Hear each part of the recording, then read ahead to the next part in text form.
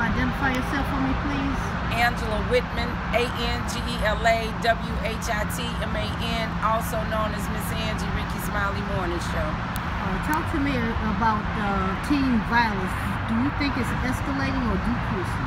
Most definitely, it has gotten worse over the years.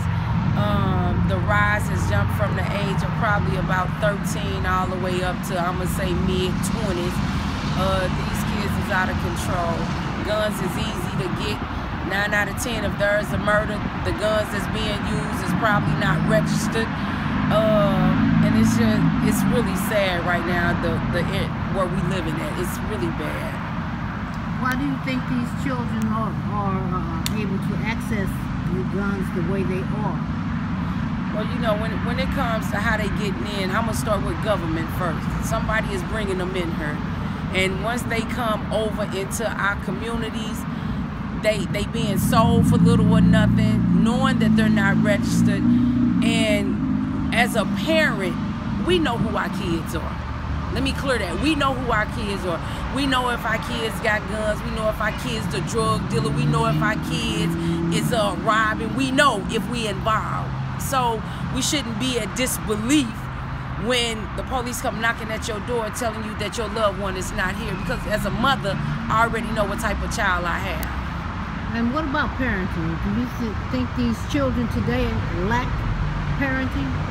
Listen, we got kids that are raising kids. Grandmothers are now at the age of late 20s, early 30s. And there is no parent and child relationship. It's like sisters and brothers and, oh, that's my homegirl type ordeal. And you know it has to be bad anytime you go to the club and your kid's in the same club with you. You know, you got parents that drink with their kids, smoke with their kids. When did we start doing that as a people? These 80s and 90 babies, I say they woke up one day and said we don't have to live by nobody else's laws. We don't have to live by nobody else's rules. And they just pretty much started doing what they want to do. Okay, speak to the Michael Brown situation. Do you believe, or did you tell me that you believe that they started standing up after seeing what happened to Michael Brown? Listen, I was a protester for Mike Brown. I was the lady on the corner of Andy Worms in front of Ferguson Police Department. I was very involved in the protest, but I was a peaceful protester. And one day these kids saw something happening in our community. And them kids stood up one day and said enough had been enough. Now, did they do it right protesting? They said we have the freedom to assemble, the freedom of speech. These are our rights. But in the same token and aspect of it, they also tore our communities up. There was people that was left without jobs because things were set on fire. There was so much looting going on, but these are our kids in our community. These is kids that we know. These is kids that we have seen. When did we stop getting involved? When did we say, I'm just gonna look to the left because I don't wanna be involved?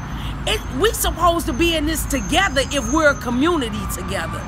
I don't want to hear nobody else tell me nothing about we're a community and as a community we won't go check on the lady next door with all the kids that we know she need help. We're not a community when we know that the elderly lady down there can't get out of her home, but we won't go see about her. We can't say we're a community when we won't even cut our porch lights on for these kids to walk up and down the street to get to and from school because it's night hours now. I don't want to hear nothing about we're a community, because a community, that means we involved. We involved together. And it takes a community to make us better. It takes people to get involved so we can be better. Not just as a community, but as a people. What do you see as what is the most popular weapons these children are carrying around? Everybody know guns. Kids don't fight no more. When I was growing up, it used to be you had a fight, it was over. Now a kid get a gun and they think they just got all powerful. They untouchable, they unstoppable. And guns don't kill. Heard me, guns don't kill. People kill. It takes whoever pulling the trigger. That's who did it. The guns ain't killing. These is who behind the gun. That's who doing the killing. These guns, the laws is stupid. They say all you have to be is a certain age now. As long as you don't have no felony, anybody can go get it. That was the worst law that they could have ever put into effect. It makes absolutely no sense. But why did they really make the law? What was the law designed to hurt African Americans? Was it designed for this race of people over here? Why did they make the law? Because it seemed like the only people that has gotten it even worse is the black people. Because now they flooded, our community is flooded with guns. And people that shouldn't even have them, they the main ones that got them. Why did we pass that law? Like, who came up with it? It makes no sense. And that pisses me off. Because if this is about right, I'm going to need for you to go back and rechange the law. I'm going to need for you to go back and rethink it. Because somebody didn't do it right. What is the solution to this gun violence? Listen, the solution is, this started in my community. The solution is you have to be involved. And again, I say, as a mother, I would know if my kid got guns and ain't supposed to have them. As a mother, I know my son is the dope dealer, but yet he out in my community turn it up. I know if I'm a concerned mother and an involved mother, I know if my baby is the one out here robbing. So in order to fix it, that means I have to resume some responsibility as the mother, as the parent, as the guardian. But it has to start. I can't expect the government to come in and clean up my community. I can't expect the government to come in and change the way that I live, because that's something that has to be done with the people that live in these communities. We live in some broken communities.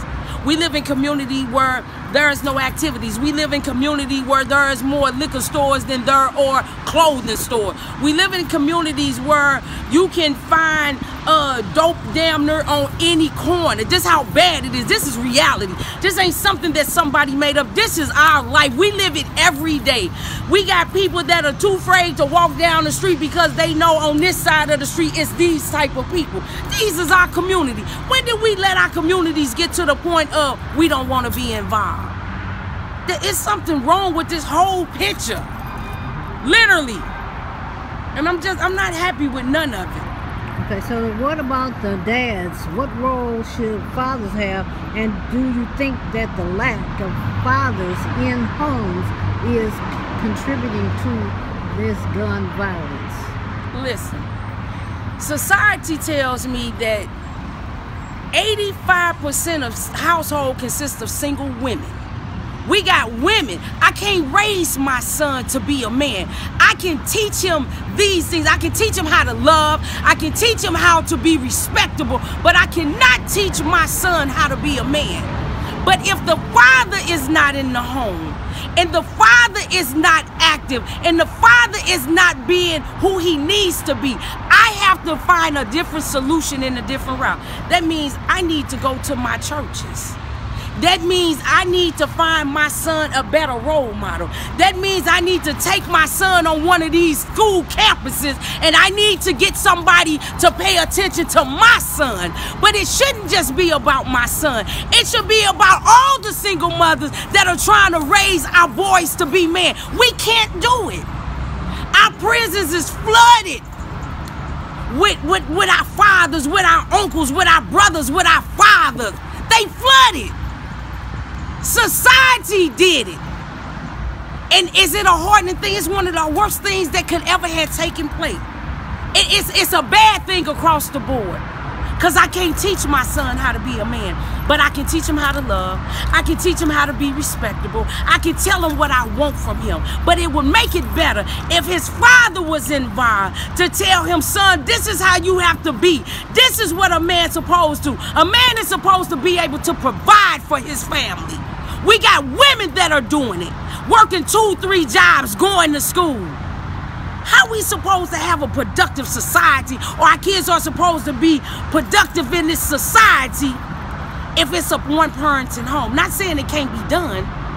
It just makes it a look more better when it's 2 parents in a household. And even if the father chooses not to, just be active in your child's life, whether it's male or female. Because them daughters need their fatherly love too. So they know not to go out here on the corners.